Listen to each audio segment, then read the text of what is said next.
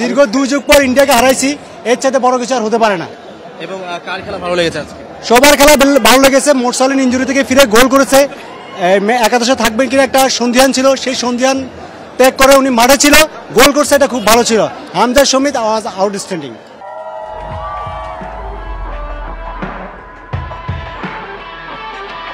Messi রোনালদোর দিন শেষ, হামজা চৌধুরীর বাংলাদেশ। হামজার জন্য আমরা দীর্ঘদিন অপেক্ষা করছি, সে 2017 সাল থেকে অপেক্ষা করছি, কিন্তু আমাদের একটা জয় দরকার ছিল।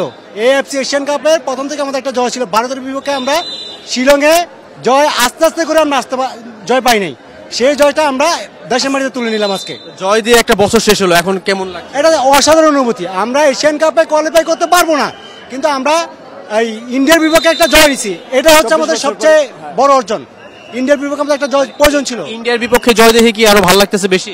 ইনশাআল্লাহ হ্যাঁ, অবশ্যই ইন্ডিয়ার বিপক্ষে জয় ভালো লাগতেছে। ক্রিকেটে যেমন ইন্ডিয়া আমাদেরকে এই প্রতিদ্বন্দ্বী মনে করে, আমাদেরকে কোনো কিছুতে পাত্তাই দেয় না, সেখানে আমরা ফুটবল ওদেরকে চোখে চোখ রেখে লড়াই করেছি।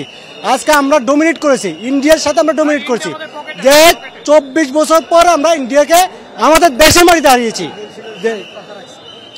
সমিত সোম বলেছিল যে আমার প্রথম যেটা আমি ইন্ডিয়ার বিপক্ষে চাই, যে এই দেশের ফুটবল কালচার অনেকদিন ইন্ডিয়া হারাতে পারে না, ওর কাছে অনেকে জানতে চেয়েছে যে এই ম্যাচটার তাৎপর্য কি।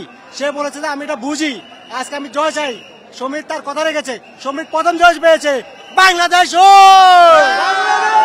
হামজা তো শুধুমাত্র আমাদের দেশের একজন খেলোয়াড় না, সে ইন্টারন্যাশনালি রিকগনাইজ। আমরা সবাই জানি তার পটেনশিয়ালটা কত ইম্পর্টেন্ট আমাদের দেশের জন্য, অ্যান্ড সে আমাদের জন্য একটা সম্পদ।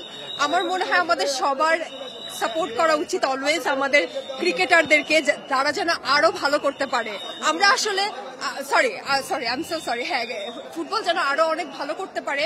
অ্যান্ড আমার মনে হয় যে আমরা এখন আশা করতে পারি যে বাংলাদেশ যেন ওয়ার্ল্ড কাপে পারফর্ম করতে পারে।